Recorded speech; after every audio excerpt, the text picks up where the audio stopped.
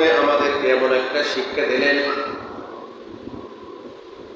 যে শিক্ষা মানুষকে আল্লাহ পাক হিদায়াত দিলেন, যে শিক্ষা মানুষকে আমার আল্লাহ ক্ষমা করার ঘোষণা দিয়ে দিলেন, যে কোরবানির মাধ্যমে আল্লাহ রাব্বুল আলামিন জান মালের সকল প্রকার বিপদ আপদ থেকে রেহাই দেওয়ার ঘোষণা দিলেন, যে কোরবানির মাধ্যমে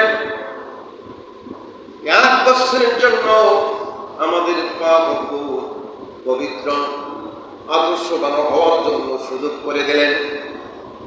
সেই কোরবানিটার মান শান আমাদের মাঝে এত ঠুনকো এত হালকা হয়ে গেছে, এত ঠুনকো এত হালকা, এত ছোট্ট করে আমরা তাকাই, যেটা আল্লাহ রাব্বুল আলামিন পছন্দ করেন না।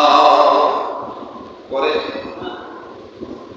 যে কোরবানির মধ্যে প্রেম নাই, ভালোবাসা নাই, প্রেমের আদর্শ নাই, মহব্বত নাই, ত্যাগ নাই, প্রতিজ্ঞা নাই, এটা কি কোরবানি হলো না? সাহাবারা কোরবানি দিতেন, 1 বছর আগ থেকে একটা কোরবানি সিলেক্ট করতেন, প্রতিদিন সেটাকে খাওয়াতেন, গোশ বানাতেন, এমন ভাবে গোশ বানাতো, এমন ভাবে মহব্বত আদর যত্ন করতো, যেমন কোন মা কোন বাবার সন্তানকে ভালোবাসে এরকম জীবজন্তুগুলোকে ভালোবাসে। সব সময় পবিত্র খাবারগুলো খাওয়াতেন, হালাল খাবারগুলো খাওয়াতেন, কোরবানির গোশতের মধ্যে কোন রকম ভেজাল থাকে না। বর্তমান সমাজে আমরা যে কোরবানিগুলো দিই, ম্যাক্সিমাম আমরা নিজেরা খুশি না, অন্য মানুষ বসে সেটা আমরা ক্রয় করে নিয়ে আসি, এটার মধ্যে ভালোবাসা থাকে না, প্রেম থাকে না, মহব্বত থাকে না। এই কোরবানির শিক্ষার আলোচনা আজ নয়, কাল নয়, আজ থেকে সামথিং 1500 বছর পূর্ব থেকে আজ অব্দি আলোচনা হচ্ছে। প্রত্যেকটা মসজিদে আলোচনা হয়, প্রত্যেক বছর আলোচনা হয়। মুরব্বিরা চলে গেলেন, তারা শিক্ষা দিয়ে গেলেন, কিন্তু সেই শিক্ষা থেকে কোনো শিক্ষা নিতে পারলাম না। এই জন্য আফসোস হয়, কোরবানিটার কতটুকু মান, কতটুকু শান, কতটুকু মর্যাদা আছে, এটা একমাত্র আল্লাহ এবং ভালোই জানে। কথা বলেন ঠিক? এই জন্য আল্লাহ বললেন, ফালাম্মা আসলামা ওয়া তাল্লাহু লিল জাবিন। আল্লাহু আকবার। ভাইরা আমার আল্লাহ বলেন ফালাম্মা আসলামা, অতবার যখন উভয় সম্মতি জ্ঞাপন করল, উভয় বলতে কি ইব্রাহিম এবং ইসমাইল যখন বাপ বেটা উভয় সম্মতি জ্ঞাপন করল, ইচ্ছা পোষণ করল, বেটার মধ্যে কোনো আর বাধা থাকলো না, বাবার মধ্যে কোনো আর বাধা থাকলো না, ছেলে রাজি হয়ে গেল, বাবা রাজি হয়ে গেল, একমাত্র আল্লাহর সন্তুষ্টির জন্য, আল্লাহর হুকুম পালন করার জন্য যখন রাজি হয়ে গেল, সঙ্গে সঙ্গে পুত্র আমার বক্তব্য খেয়াল করে তার নিয়ে এসে নিরিবিলি একটা এলাকায় জায়গা বসলেন। সেই নিরিবিলি জায়গাটা হলো অন্য আর নয়, সেই জায়গাটা হলো জামারা। সেই জায়গার নাম কি? জামা। হাজী সাহেবরা ভালো জানেন, সেটারও একটা তারতিব আছে। এই জামার মধ্যে সর্বপ্রথম বড় জামার মধ্যে পাথর নিক্ষেপ করে। এখানে একটা প্রশ্ন আমার মাঝে আসে, অনেকে আমাকে করেছে যে হুজুর, হিন্দুরা তো মূর্তি পূজা করে, আমরা হিন্দু মূর্তি পূজা করি, আপনারা তো মূর্তি পূজা করেন, মানে কেমনে? আমার সেন্স কিন্তু অন্যরকম হয়ে বলে, কেমনে আমরা মূর্তি পূজা করলাম? যে মক্কা শরীফের মধ্যে জামার যে 3টা পিলার আছে, পাকা দিয়ে তৈরি করা, সেই জামা পিলারকে লক্ষ্য করে যখন আপনার পাথর নিক্ষেপ করেন, এটা কি মূর্তি নয়? আমি প্রশ্ন করলাম, ভাই আমার, আপনি যে মূর্তি বলেন, কেন মূর্তি বলেন? মূর্তি বলার পেছনে কারণটা কি? আগে কারণটা আমাকে বলেন, আমি উত্তর অবশ্যই দেব। তার মানে তার প্রশ্ন তো আমি ভালো করে ক্লিয়ার না, কি এমন উত্তর তুমি ভুল ভাল তো দেওয়া যাবে না। দেখুন সে যদি হিন্দু মানুষ, পণ্ডিত মানুষ, আরো 10 জায়গায় প্রশ্ন করবে, এটার ব্যাপারে আলোচনা করবে, আমার ফল বাইর করতে পারে। তখন সে বলল, হুজুর ইসমাইলকে যখন ইব্রাহিম আলাইহিস সালাম নিয়ে আসতে চাচ্ছিল, বিবি হাজরাকে শয়তান যখন ধোঁকা দিল, দেখেন সে জানে কি? বিবি হাজরাকে যখন শয়তান ধোঁকা দিল, শয়তান যখন প্রশ্ন করল, হাজরা তুমি কি জানো তোমার স্বামী তার আল্লাহ হুকুম দিয়েছে তোমার সন্তানকে কোরবানি করার জন্য নিয়ে যাচ্ছে? হাজরা উত্তর দিল, সর্বপ্রথম প্রশ্ন করেছেন ইব্রাহিম আলাইহিস সালামকে। ইব্রাহিম শয়তানের উত্তরে বললেন, হে শয়তান ইবলিস, আমি হলাম আল্লাহর খলিল, আল্লাহর নবী, আমার আল্লাহ আমাকে নির্দেশ করেছেন, এই জন্য আমি নির্দেশ ক্রমে আমি কোরবানি করবো, এতে তোমার সমস্যা। অনেক ধোকার তার জন্য অনেক প্রকার বোঝালেন। ইব্রাহিম এমন একটা ধমক মারলেন, ইসমাইল এমন একটা ধমক মারলেন, শয়তান দৌড় চলে গেল। যে জায়গার মধ্যে শয়তান ইব্রাহিমকে ধোকা দিতে চেয়েছে, ওই জায়গাটা চিহ্নিত করা হয়েছে। চিহ্নিত করার পরেই সেখানে নিক্ষেপ করা হয় পাথর। নিক্ষেপ করলেন মারো কথা, পিলারটা কেন, পাথর কেন?